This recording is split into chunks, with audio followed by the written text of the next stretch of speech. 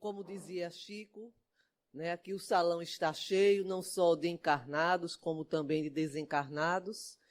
Então, é porque os que aqui estão com saudades, né, de Deus, de Jesus. E como foi dito, o nosso tema hoje é falar sobre Chico Xavier. E no tocante à caridade e também à fé. Não temos a pretensão, não é, de falar desse homem que aqui esteve, não é, que realmente foi um anjo enquanto encarnado e que era luz, falarmos tudo aquilo que ele foi. Mas vamos trazer alguns fatos, não é, da sua vida, a fim de que a gente possa conhecer um pouco mais a trajetória deste homem notável e também nos inspirarmos, não é, com seus exemplos, com o amor que ele dedicou a todas as criaturas que tiveram a sorte, a felicidade de conhecê-lo. E nós vamos iniciar fazendo um breve relato da sua infância. Como a gente sabe, Chico Xavier, ele já nasceu médium, porque sabemos que a mediunidade não é uma prerrogativa do espiritismo. A mediunidade existe desde que o homem existe. E Chico, desde pequeno, ele já via espíritos, ele já conversava com espíritos. E quando a sua mãe ainda estava aqui, viva, ele teve o pressentimento de que ela não ficaria muito tempo com ele e com seus irmãos. Eles moravam em Pedro Leopoldo e ficavam à noite, a mãe dele, com os irmãos e a vizinha e outras crianças, todos brincando na rua. Como é natural, quem já morou aqui no interior sabe. Ou até mesmo o nosso Recife, antigamente, né, que a gente sentava nas portas das casas e ali os pais ou as mães conversavam e a gente brincava, né? E era isso que acontecia nesse momento. Chico, nesse tempo, tinha 4 anos. Mas só que ele, por pressentir que não teria a companhia daquela mãe na qual ele tinha tanto amor e sentia tanta afinidade, ele chegava próximo da mãe e pedia a ela permissão, ao invés de brincar com as outras crianças, para ficar ali, ao seu lado. Ela tinha longos cabelos negros e lisos e ele ficava ali, com o pente, a pentear os cabelos da mãe, como uma forma de se manter junto a ela. E, de fato, no ano seguinte, quando ele está com 5 anos, a mãe dele vem a desencarnar. E era ele mais 8 irmãos, e o pai vendia bilhete de loteria, não tinha condição naquele momento de trabalhar e cuidar de todas aquelas crianças. E saiu dividindo ali entre parentes, amigos, para ficarem com eles até que ele conseguisse uma outra solução. E Chico, infelizmente, foi parar na mão de sua madrinha, que era uma pessoa desequilibrada. Ela e o seu sobrinho, que morava com ela, faziam todo tipo de malvadeza, de agressão com Chico. E Chico, às vezes, para poder fugir um pouco daquela situação, se refugiava no quintal, perto de umas bananeiras, e lá ficava. Era tal ponto que ela nem alimentar o Chico, ela fazia isso direito. Ele sentia muita fome. Então, nós vamos ver, Chico conta que em determinados momentos em que ele estava ali, no meio daquele quintal, muitas vezes a sua mãe vinha, conversava com ele estava ali chorando, acabrunhado, claro, uma criança de 5 anos, não é, sendo maltratado, com fome. E ela dizia, meu filho, tenha paciência, tudo isso que você está passando é um preparo para o futuro, para que você fortaleça a sua índole, o seu caráter. Mas eu estou aqui ao seu lado, eu não vou lhe abandonar, e Jesus cuida de você. Tenha paciência, que daqui a algum tempo um anjo virá te resgatar. E ele ali então se acalmava. E ele ficava ali o tempo que era possível. E ele via chegar próximo a ele um cão negro, grande, de uma estatura grande, e que trazia na boca uma fruta chamada jatobá. Essa fruta ela tem um odor e um gosto que não são lá tão bons, mas em termos de nutrição, ela é bastante nutritiva. Então, ele tinha uma casca muito dura, ele, por ser pequenininho, não conseguia abrir aquela casca. Então, o cão ia com os dentes tirava aquela casca e jogava para junto dele. Chico pegava e só quando ele colocava aquele jatobá na boca e começava a comê-lo é que aquele cão se afastava. E Chico disse que nunca soube realmente se aquele cão ele era, né, assim, espiritual ou se ele realmente existia. E a gente vai encontrar esse caso no livro de Bacelli, Mediunidade e Vida. Então, como a mãe dele havia previsto, 2 anos depois, o pai dele contrai núpcias com uma senhora chamada Cidália, que era uma pessoa de um grande coração, boníssima, generosa, humilde. E ela disse para ele: eu só me caso contigo se você mandar buscar todos os seus filhos e a gente criá-los aqui, juntos. E ele assim o faz. E graças a Deus, Chico é um dos últimos a chegar na casa. E o bichinho chega, né, com um camisolão velho. E quando ela olha para ele, sente que algo de errado havia. E vai querer levantar aquele camisolão para vê-lo e ele fica com vergonha. Então ela o abraça, o acolhe e começa conversando com ele de uma forma bem amorosa. E depois é que ela realmente consegue ver que ele estava cheio de marcas na barriga. Porque essa madrinha furava a barriga dele com raiva com o garfo. E ela diz: olha, Chico, nunca mais ninguém vai botar as mãos em você. Não se preocupe. Enquanto eu for viva, eu vou cuidar muito bem de você. E assim eles se tornaram amigos, né? E mãe e filho, efetivamente. Ela tinha um grande amor não só por ele, como também por seus irmãos. E especialmente por Chico, né, que via nela aquela mãe, de certa forma, que ele havia perdido. E assim, Chico continua, né, sempre vendo espíritos, e o pai dele, que era católico, todos em sua casa eram católicos, não é, acham que ele tem algum problema mental.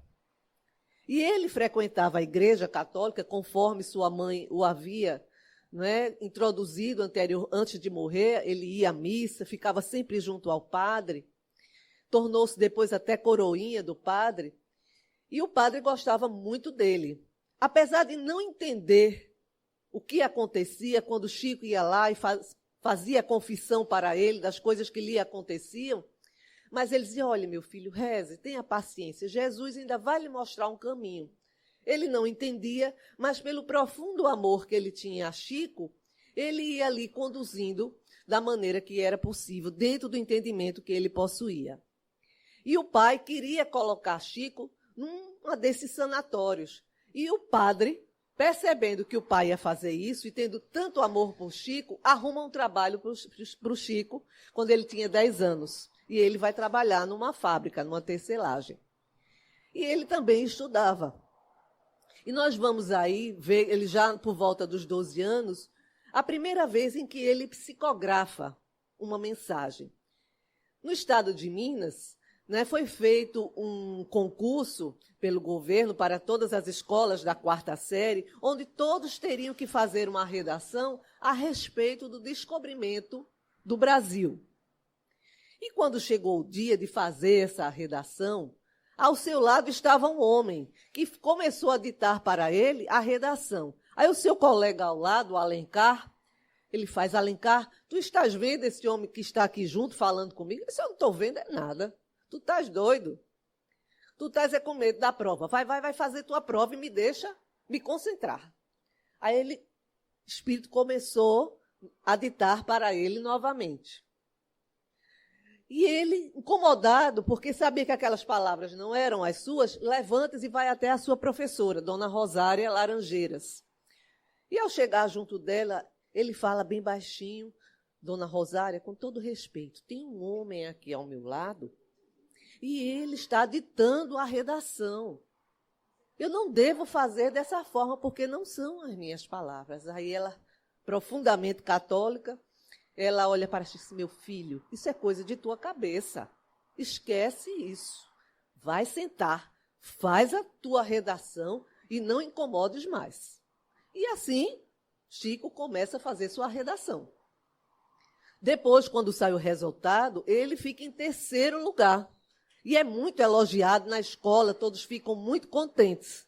Mas aí os colegas, com inveja, né, alguns, ficam desconfiados. Ah, não, tia, ele copiou isso de algum livro. Alguma coisa aí ele fez. Essas palavras não são de um menino de 12 anos.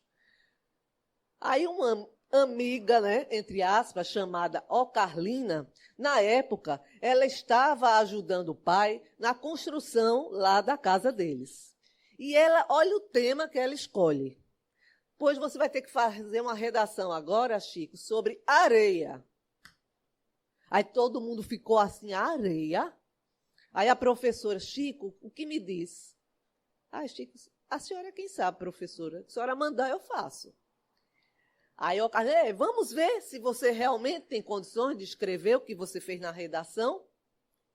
Aí esse mesmo espírito, né, que se aproximou, naquela primeira redação, aproximou-se dele, disse, vá para o quadro. E ele se dirigiu ao quadro. E lá ele começou escrevendo o seguinte: meus filhos, ninguém escarneça da criação. O grão de areia é quase nada, mas parece uma estrela pequenina refletindo o sol. Aí, diante daquilo, a professora, quando viu aquela frase e tudo o que significava, ela disse, tá bom, chega, não quero mais saber dessa conversa, o Chico realmente sabe escrever muito bem, encerrou o assunto. Então, ali ele já dava, né, a sua primeira psicografia na idade de 12 anos. E a vida de Chico vai seguindo, sempre se revezando entre o trabalho, os cuidados, né, com a casa, ajudando a sua madrasta, que ele não gostava até desse nome, madrasta, e estudando. Ele fez até a 4ª série. Quando ele estava com 17 anos, a sua irmã adoece gravemente.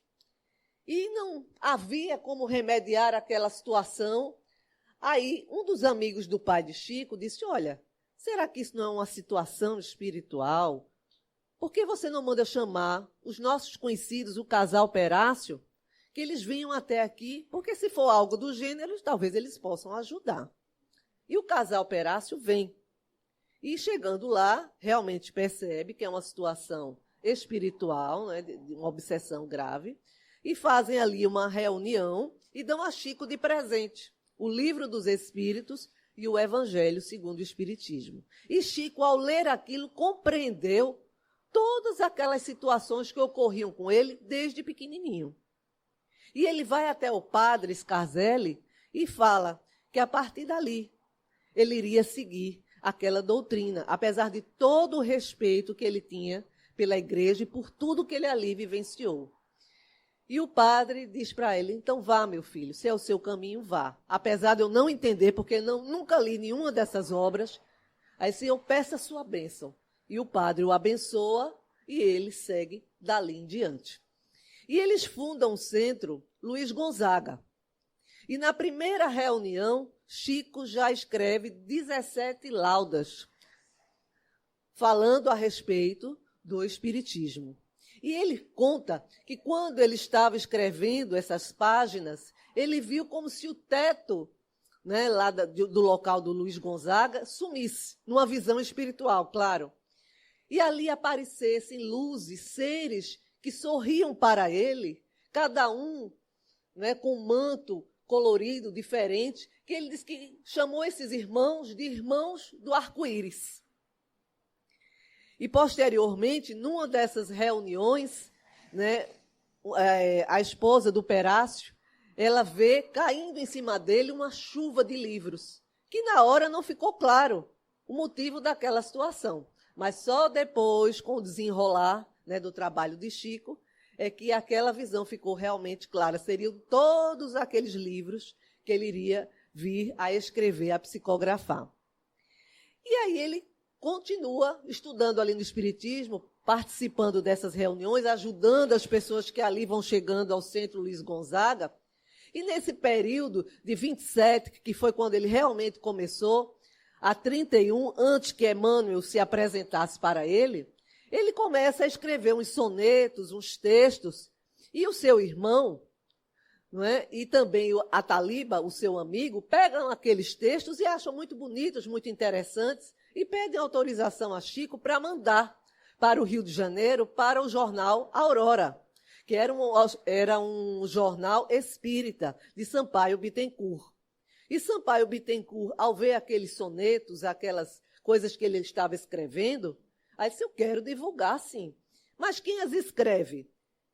E quando ele terminava de escrever, ninguém dizia, não havia autor. Né? Nenhum espírito daquele que o inspirava dizia nada.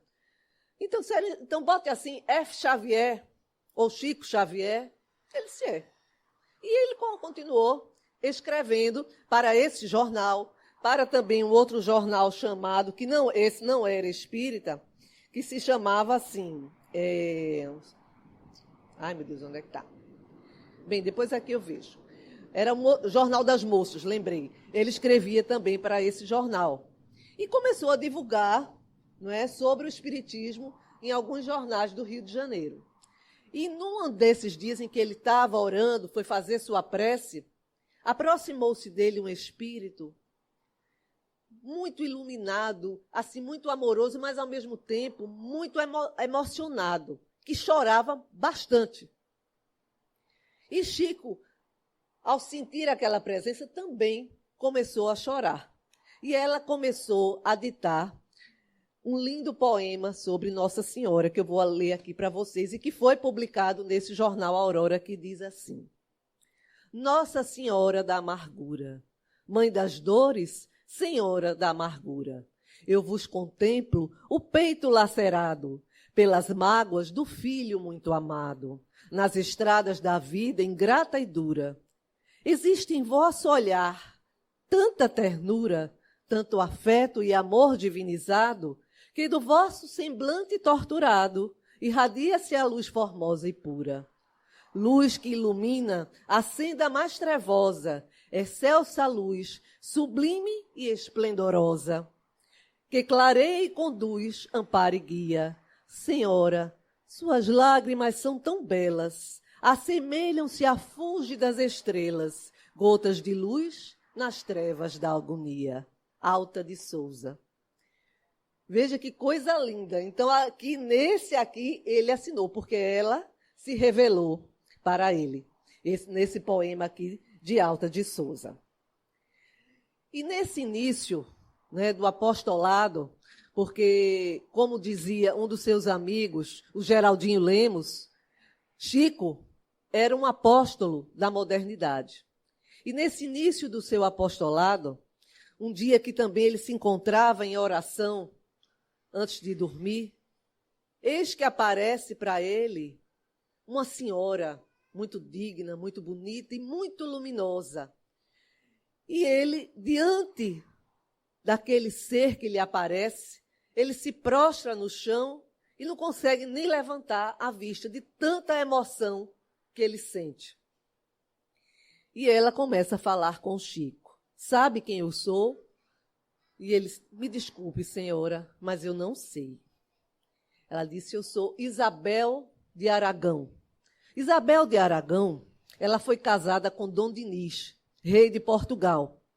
E ela foi uma criatura boníssima, uma verdadeira santa, tanto é que ela tornou-se santa. Ela, ao casar-se com Dom Dinis, ela recebeu um dote. E esse dote, ao invés de gastar com as coisas de sua época, ela usava todo para ajudar aos pobres da época.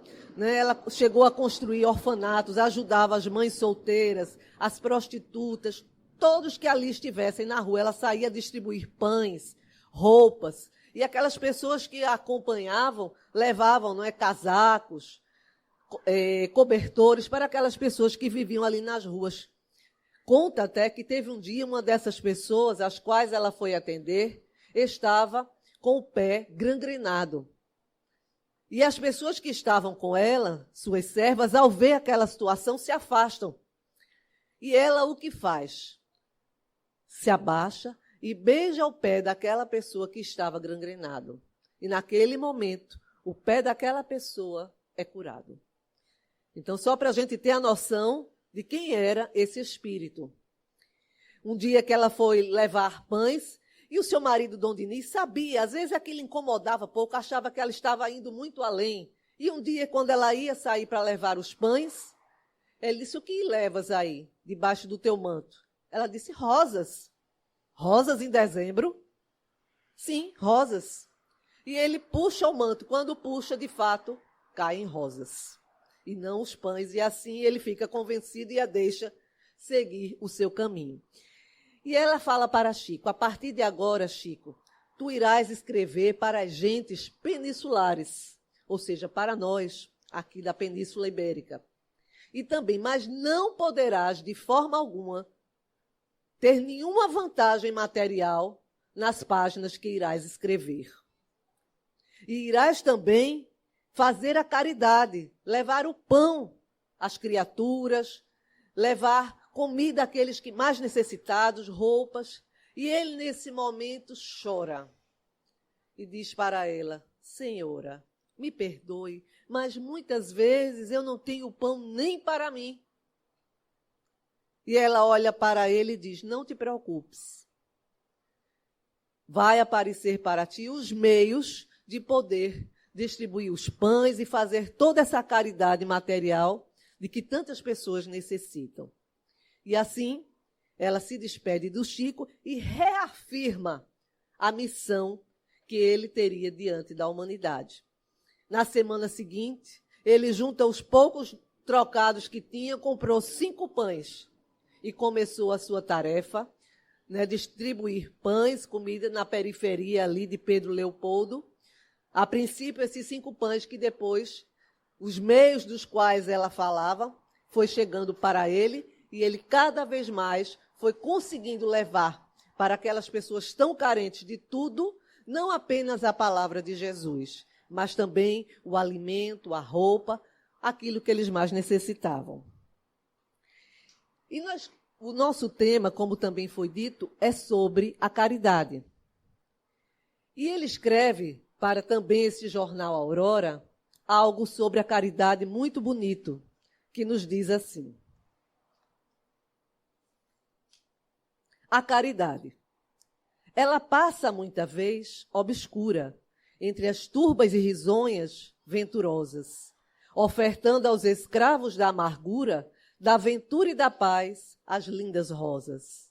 Ela é sempre modesta e sempre pura, luz sublime entre as luzes mais formosas. É a visão da piedade e da ternura, doce arrimo das almas desditosas. Ela busca os prostíbulos do mundo, antros da dor e fuge dos solares, com doce afeto e amor profundo. Ela é sempre o ideal superior, que eleva a Deus os rútilos altares feitos de paz e luz, perdão e amor. Então, aquele já tinha a noção exata do que era realmente a caridade. Em 31, quando Emmanuel se apresenta para ele, ele fala também da missão que ele teria, e a partir dali, Emmanuel passa a conduzir, a mediunidade de Chico, onde ele já inicia na psicografia lançando o Parnaso Além Túmulo, e daí em diante ele começa realmente a seguir nesse caminho. Mas ele também, muitas vezes não é tão falado, ele trabalhou muitos anos, mais de 50 anos, em receituário homeopata. As pessoas não só o procuravam pelas psicografias, mas o procuravam também por esses receituários homeopáticos. E dentro dessa área dos receituários homeopáticos, nós vamos encontrar alguns casos muito interessantes. E nós vamos ver ele falando aqui, no caso, a mulher que era tuberculosa, uma mocinha muito jovem.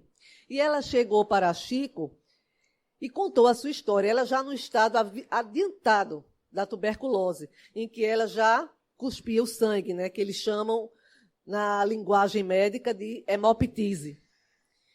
E Chico conversa com ela, e ali Dr. Bezerra passa para ele o receituário que ela teria que usar.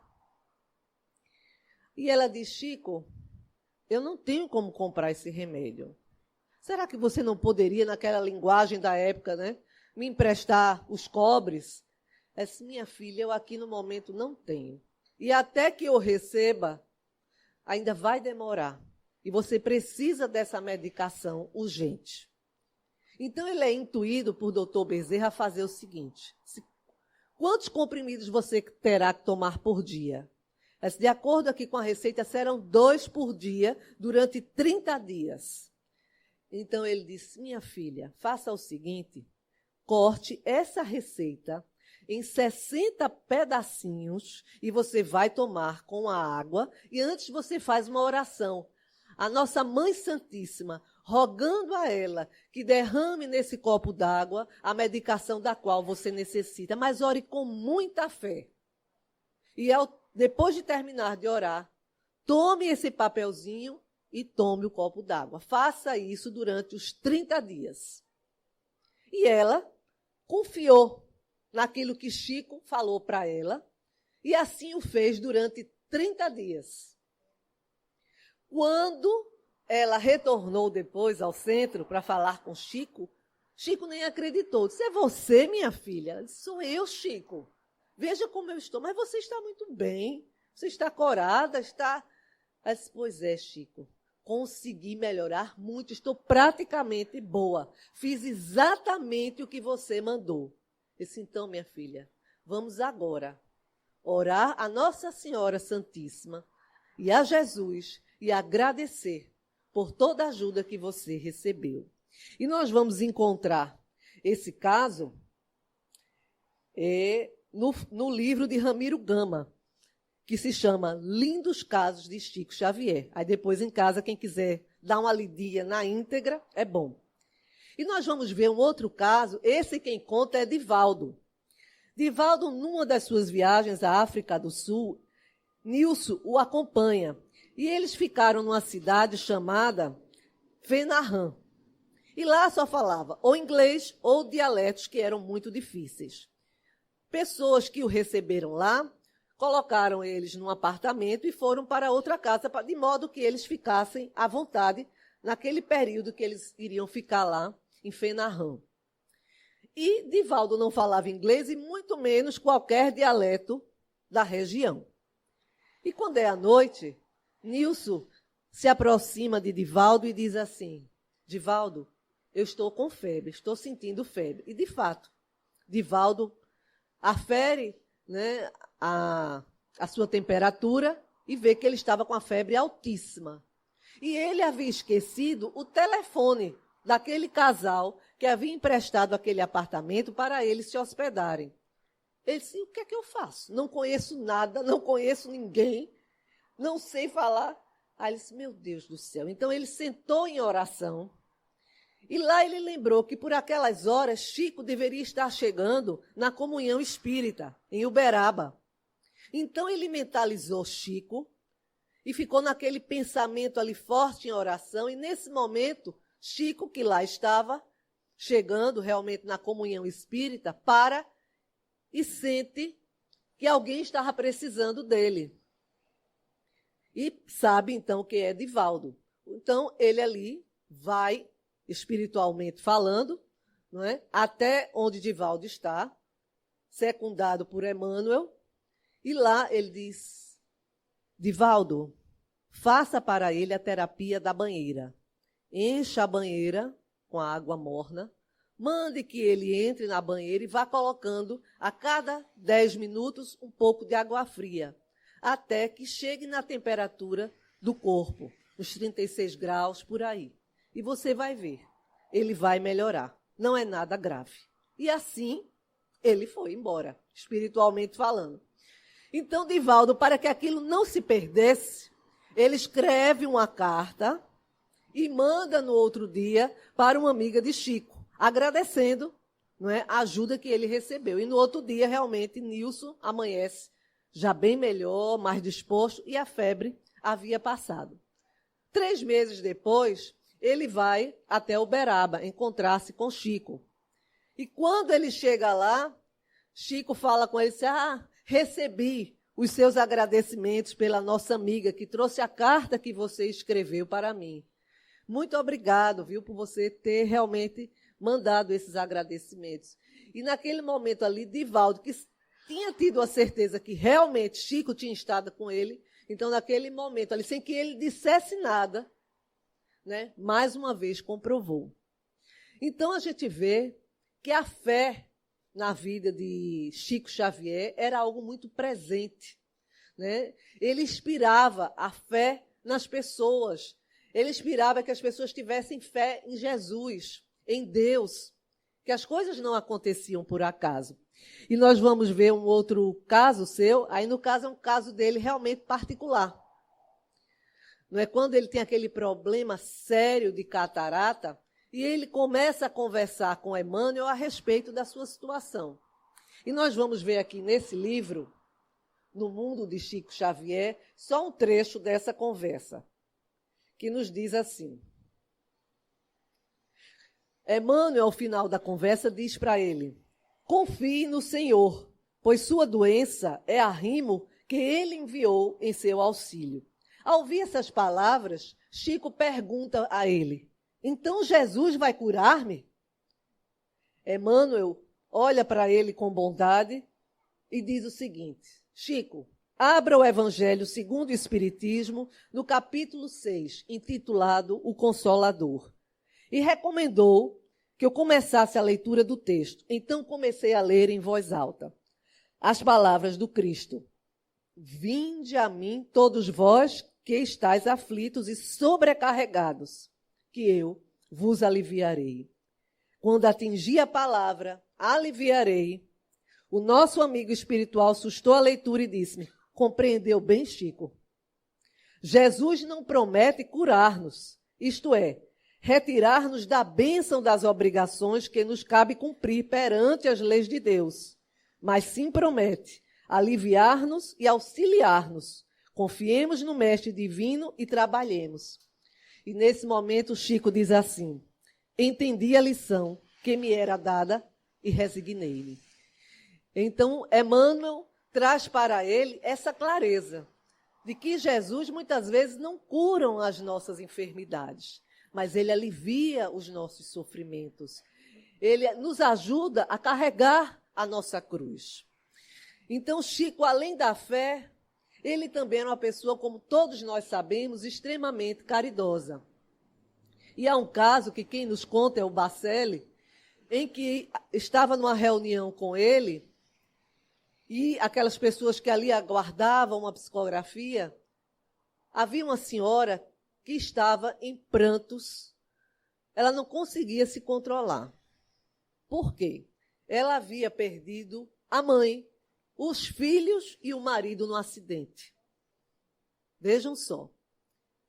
E o Bacelli ficou cá com ele. Meu Deus, como consolar alguém de uma dor tão grande?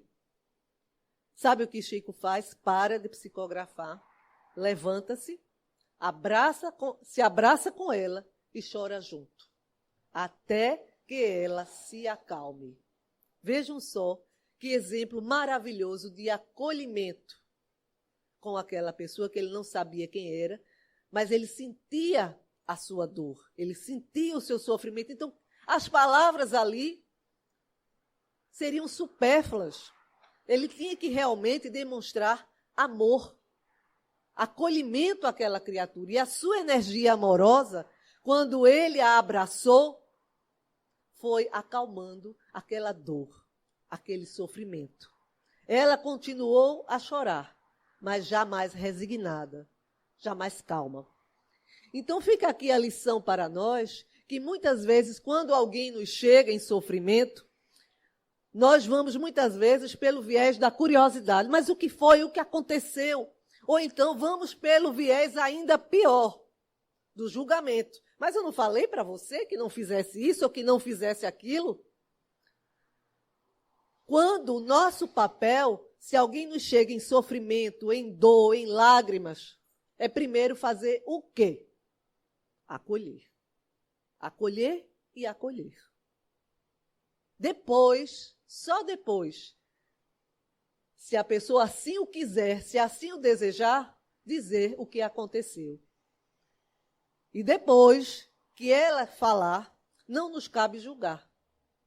Nos cabe novamente acolher e dizer-lhe algumas palavras de esperança, independentemente do seu credo, independentemente do que aquela pessoa tenha feito.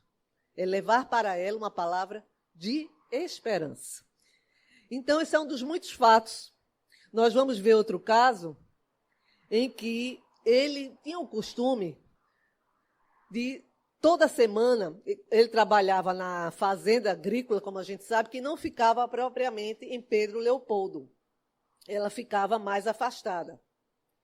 E tinha uma carroça que transportava, não só ele, mas outros, né, que trabalhavam nessa fazenda. E ele sempre tirava um dia da semana, porque entre essa fazenda e Pedro Leopoldo havia uma região chamada Ubiriba, que era uma região do meretrício. Então ele sempre tirava um dia até ali rezar, orar com aquelas prostitutas. E elas o amavam, elas o respeitavam demais. Quando ele chegava, fechava a casa, parava toda e qualquer atividade que tivesse acontecendo e elas iam com ele ler o evangelho. Ali eles conversavam. Muitas vezes ele tratava aquelas mulheres que algumas às vezes estavam doentes. Ele, pela sua mediunidade, fazia um receituário. Então elas tinham grande estima por Chico Xavier. Aí nós vamos remeter isso ao Evangelho segundo o Espiritismo, né, naquela lição do homem de bem que nos fala de quê? Da benevolência para com todos, indulgência com os defeitos alheios, né, e o perdão. Então, ele, nessa atitude dele, ele exercitava tudo isso, porque ali ele não julgava, ele era bom, ele não perguntava por que elas estavam naquela situação, ele era indulgente com aquela vida que elas levavam, não é? E dentro daquilo que ele podia, ele as perdoava, ele não julgava. E certo dia, Chico já vinha há algum tempo com uma dor no pé e não passava. Ele já tinha ido ao médico, né, já tinha usado também remédios homeopáticos e nada passava. E um dia, quando ele vem, justamente voltando dessa fazenda modelo, uma delas chama: Chico, nós queremos falar contigo. E os colegas, né, que estavam na carroça já começam: eita, Chico, hoje você vai se dar bem. E ele, muito discreto, sorri, não leva aquilo por mal. E ele desce da carroça e vai ter com essa moça, vai falar com ela. Ela disse: Chico, eu estou notando que você vem doente e nós gostaríamos, todas nós, já que você sempre nos ajuda, de fazermos uma oração. E quem sabe nós não podemos te ajudar. E ele entra na casa delas, se senta, elas com o maior cuidado com ele, pegam uma bacia de água limpa, uma toalha limpa, ali ficam ajoelhadas em volta dele, e uma delas começa a lavar-lhe os pés. E rezando e orando, feito faziam, né, aquelas senhoras do interior, as benzedeiras, né? Ela ali lavando os pés dele, e benzendo e orando, e as outras também, orando junto com ela e com Chico. E Chico, naquele momento, depois ele relata a um amigo, que ele consegue ver espiritualmente como se saísse um lodo da perna dele, uma coisa escura que ia para aquela água, que dos olhos humanos não eram perceptíveis, mas ele, na sua mediunidade, conseguia enxergar. E quando terminou aquele ritual, digamos assim, entre aspas, né, elas terminaram a oração, agradeceram a Chico, enxugaram-lhe os pés, colocaram-lhe o sapato. Ele fez uma prece, agradeceu a elas e foi embora. E no outro dia, já não estava mais sentindo aquela dor. Então, aquele amor que ele passava às criaturas, ele também recebia esse amor de volta. Outro caso que nos conta um senhor amigo do Geraldinho Lemos, que tinha uma ferida do joelho até o tornozelo. Já tinha ido a tudo quanto é médico e nada. Ninguém curava. Já estava num ponto que os médicos estavam pensando em amputar a perna dele. E ele diz: por que você não vai procurar o Chico? Ele disse, mas não acredito nessas coisas, não. Tu não tem nada a perder. Você já foi a tudo quanto é médico, não resolveu. Por que você não vai até o Chico? Eu convivo com ele e sei o bem que ele faz às pessoas. Aí ele resolveu ir. Quando ele vai chegando na casa de Chico, Chico vai saindo. Ele disse, eu gostaria de falar com o senhor. O Geraldinho Lemos me mandou aqui, aí mostrou a ferida na perna. E eu gostaria que, se possível, o senhor me receitasse alguma coisa. Ele disse, pois não, meu filho. Só que eu estou sem papel agora. Aguarde um pouco. Aí ele chama alguém lá e não acharam o papel. Aí trouxeram um pedaço de papel de pão e uma caneta. Aí na hora ali ele escreve o que Bezerra lhe indica e entrega a esse senhor. A esse senhor o que faz? Papel de pão. Pensa, né? Isso é um charlatão. Oxe, nem acredito. Mas, né, foi embora. Chegando em casa, ele pegou aquele papel de pão, amassou e jogou num canto. Mas neste dia, especialmente mais do que os outros dias, ele passou uma noite terrível, de dores na perna, que ele não aguentava. Aí ele disse, como disse o Geraldinho Lemos, eu não tenho nada a perder. Eu vou fazer, vou mandar aviar esse remédio. E pegou o papel que ele havia amassado, levou, né, numa farmácia de homeopatia, foi feito o remédio. Com menos de um mês, a perna dele estava cicatrizada e curada. E depois ele volta até a casa de Chico e diz a Chico, né?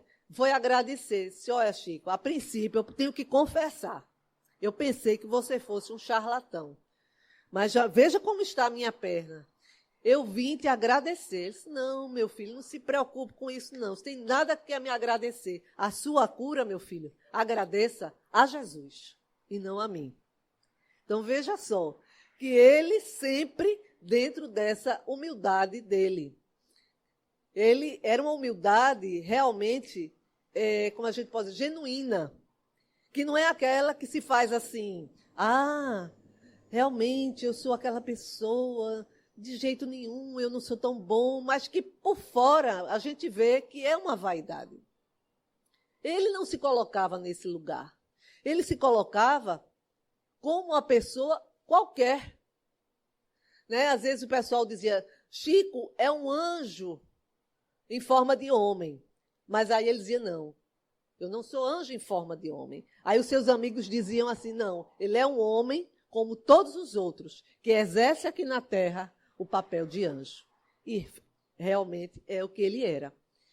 E ele era uma pessoa bem-humorada, aqueles que tiveram o prazer de conviver com ele, diz que nas suas relações familiares e com os amigos, ele era uma pessoa alegre, leve, bem-humorada, apesar das suas dores, dos seus sofrimentos, né, das suas doenças que ele padecia. Mas ele estava sempre ali, contente. Quando terminava, né, as psicografias às 4, 5, 6 horas da manhã, ele fazia questão de ir com aqueles seus amigos que ficavam ali na sua casa para ir comer um bolo, não é, para tomar um café, ou às vezes ia numa padaria que tinha próximo, né, tomar um cafezinho, comer alguma coisa. Ele fazia questão de estar com as pessoas. Tanto é que as pessoas não conseguiam acompanhar o ritmo dele.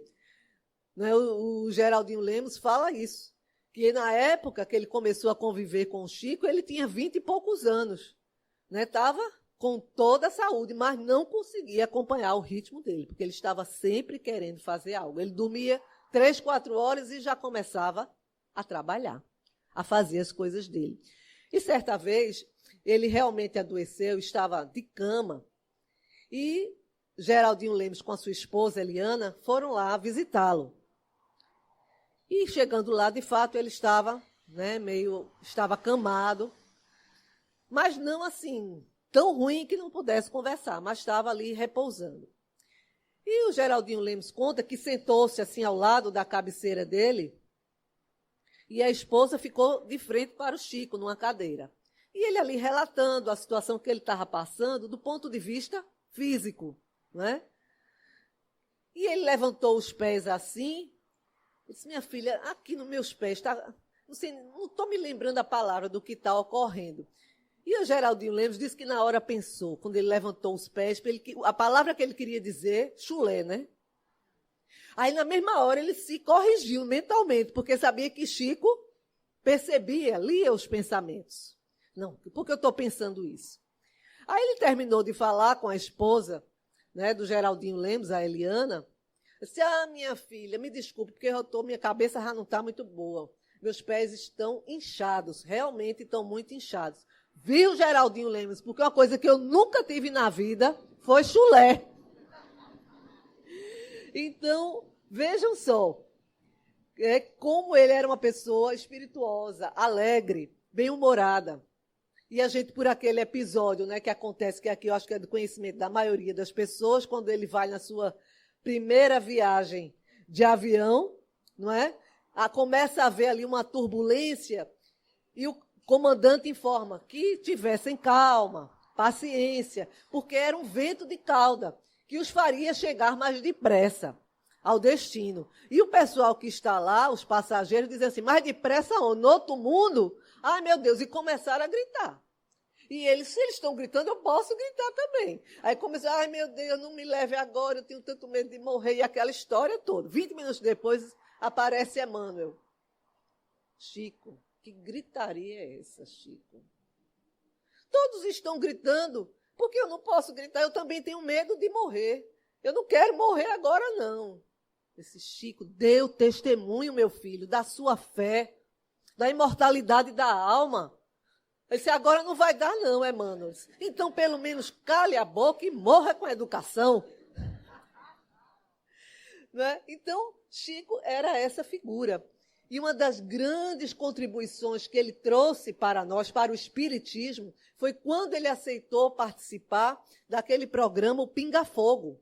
Nunca na história da televisão brasileira, ou também de outras televisões fora do nosso país, uma única pessoa ficou durante 3 horas no primeiro programa e 4 horas no segundo programa, falando sobre os mais variados temas e respondendo a todo tipo de pergunta a respeito do espiritismo e também de outras situações que estavam acontecendo na atualidade. Na época, a pessoa que o convidou disse que o Ibope foi de 86% e só 11% das televisões brasileiras, na época, estavam desligadas.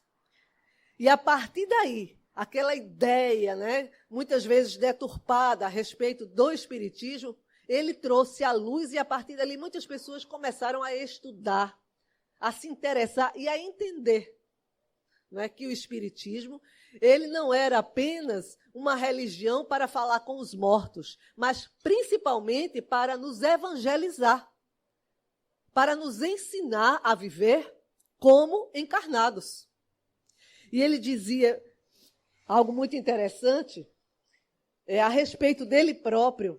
Veja só como ele realmente tinha dentro de si essa humildade. Ele dizia o seguinte: sei o que devo ser e ainda não sou. Mas rendo graças a Deus por estar trabalhando, embora lentamente, por dentro de mim próprio, para chegar um dia a ser o que devo ser. Então veja a percepção que ele tinha de si próprio. Apesar, não é, dele ser um espírito evoluído como ele de fato era e é, mas ele sabia que ainda ele tinha coisas a alcançar. Como ele tinha esse autoconhecimento e como é importante para nós termos o autoconhecimento, como é importante a gente saber quem é de fato, para que a partir daí a gente consiga, né, sermos o que devemos ser, cumprirmos a nossa missão conforme ela nos foi dada. Porque a missão, só quem tinha missão não é Divaldo, não era um Chico Xavier, não era um Arigó. Cada um de nós aqui presentes tem um papel a cumprir, tem um dever a cumprir. Cada um, claro, dentro das suas possibilidades morais, espirituais e também de acordo com o seu intelecto, com os seus conhecimentos. Cada um de nós aqui, digamos assim, somos um grãozinho de areia não é? Que formamos a terra, que formamos essa nossa grande terra, onde cada um aqui, como dizia aqui, reflete a luz do sol, reflete a luz do Senhor. Então, que a gente busque nesses exemplos que hoje eu trouxe, tantos outros, né, que tem a respeito da vida de Chico Xavier, nós busquemos nos inspirar, busquemos nos autoconhecer, busquemos ter fé, não aquela fé da boca para fora, mas uma fé que vá sendo construída dia a dia, passo a passo. Porque, como nós sabemos, a natureza não dá saltos. E nós também, na nossa natureza íntima, não damos saltos. É uma construção. A fé é uma construção. Assim como também a vivência do Evangelho e da caridade. Como Chico viveu, mas ele se preparou para que ele pudesse, enquanto aqui estava encarnado, fazer tudo o que ele fez.